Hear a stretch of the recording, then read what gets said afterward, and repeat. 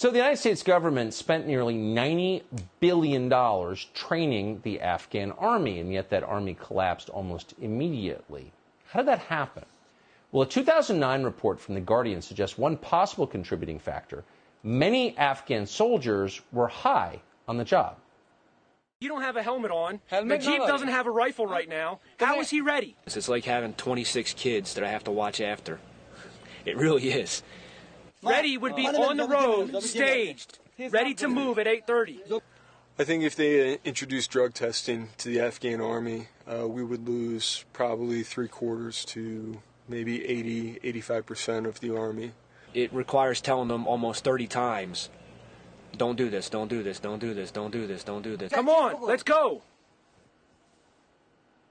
So that video is deeply offensive to people in Washington who have to cover up the waste that they have perpetrated in our name over 20 years, but it's real. American soldiers, in many cases, had to teach Afghan recruits how to read and write and operate basic equipment. According to NBC News, 90% of those who enlisted were illiterate. That's worse than the national rate of literacy. Fox's Steve Harrigan recounted how ineffective our literacy training was today. Watch. I remember going to a graduation training class of Afghan soldiers, and they all spun their diplomas around because they didn't know which letters were up. None of them could read after graduation. Anyone who's been around Afghan national government soldiers know that you have to do a mission before payday, because when payday comes, they all disappear. So this went on for 20 years, and for some reason most people didn't notice. Michael Tracy is an independent journalist. He writes on Substack. He just interviewed an Afghan veteran last month who called our entire presence in the country, quote, a big money funneling operation. He joins us tonight. Thanks so much for coming on, Michael Tracy. So it sounds like for those of us who are scratching our heads and asking, why did we keep doing something that wasn't working, maybe money is part of the answer?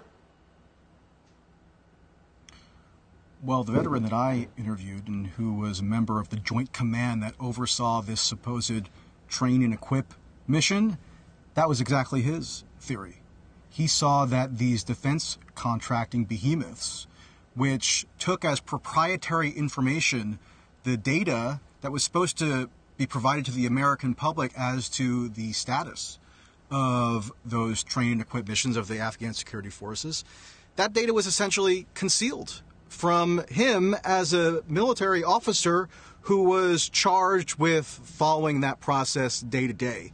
And so it was a systemic graft and corruption at the very heart of the intervention. And the reason why I think, as you seem to speculate earlier in the show, that we see such this strange outburst of indignation is because there are so many people in the media, in the political class, and across the entire system of essentially American governmental process that benefited personally, financially, reputationally from what in essence was a failed intervention. And there are plenty of guys who were on the front lines who saw it firsthand who will attest to the reality of that failure, even if they're the generals and the national security advisors and the people who sit on corporate boards now and pontificate on TV, even if they have a very different interpretation. This was an epic, colossal failure, and frankly, it's incumbent on the entire bipartisan political class, which facilitated this nightmare, to reflect and so to fixate needlessly on the logistical details of the withdrawal. It's legitimate, that it's open to criticism just like anything a president does, but I think that shouldn't distract from a thoroughgoing self-criticism as to how we even got here in the first place over 20 years under presidents of both parties. I read yesterday the total coverage on the network nightly news of Afghanistan for the past 5 years was like essentially zero. I mean, prostate health got 10 times as much coverage as the occupation of Afghanistan. Do you have any hope that we will get a clear accounting of like what we've been doing there for decades? Oh, yeah, I'm sure all the operatives on TV these past few days who are posturing as though they're these pure-hearted humanitarians who are so deeply concerned about Afghan women and girls. I'm sure they'll be leading the charge for this after-action report on how the American global hegemony suffered this blow. I mean, I would definitely trust them and their judgment to oversee that process. No, I mean, so much of the narrative in the media as regards to this withdrawal is a total joke, and it's self-absolving for the people who had a direct role in enabling such a systemic failure.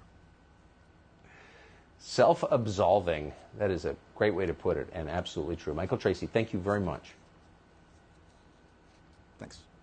Hey, Sean Hannity here. Hey, click here to subscribe to Fox News YouTube page and catch our hottest interviews and most compelling analysis. You will not get it anywhere else.